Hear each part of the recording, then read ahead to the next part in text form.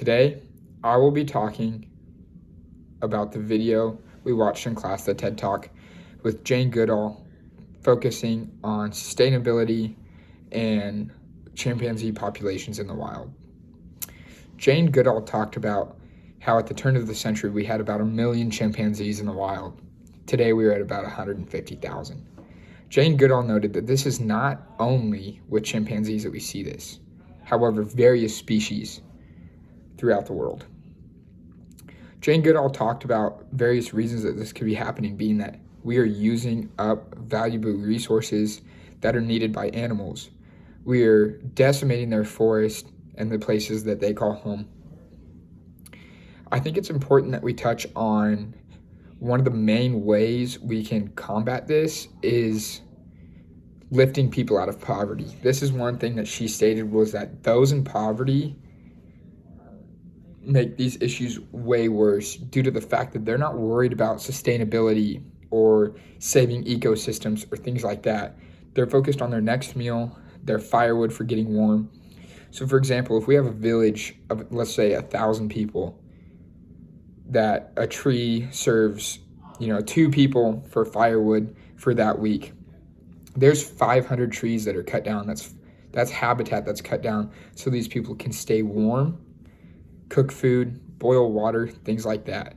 It doesn't matter to them about conservation, sustainability, things like that. They're worried about survival.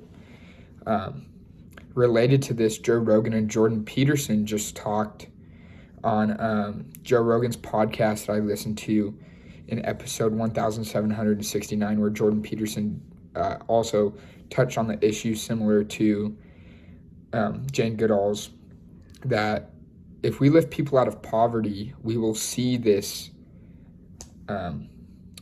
care and nurture for the environment and things like that grow, as they will not be worried about their next meal, their lunch, staying alive, and whatnot. I think that when we focus on what Jane Goodall says, we have to take into account that there is still hope.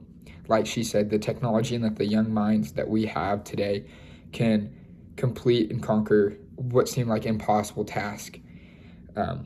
I think that if we really work with each other and countries to keep, environments secure, resources there, if we focus on trying to get people out of poverty, at least to a point where they don't need to destroy habitat or species for survival, we will see a great uptake in those numbers that we have seen decrease since the turn of the century, for example, like the chimpanzees. She touched on the fact that if everyone lived like the average American, we would now need 5 Earths. To me, that's crazy because obviously we know we just have one. We have one planet that can support life. So how long do we have until this planet can't carry us anymore? We've reached our carrying capacity and we exceed it.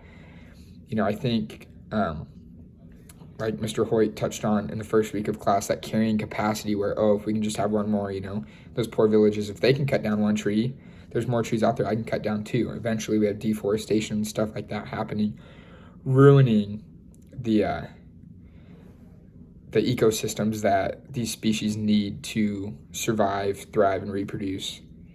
I think it's important that we pay attention to the numbers about what's happening in this world.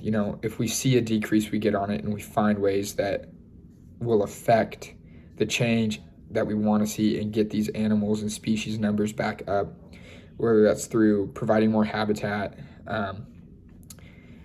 anything like that, providing food for villages, doing whatever we can to maintain that hope that she spoke about at the end of her video, because we can accomplish great things if we put our minds to it and work towards it.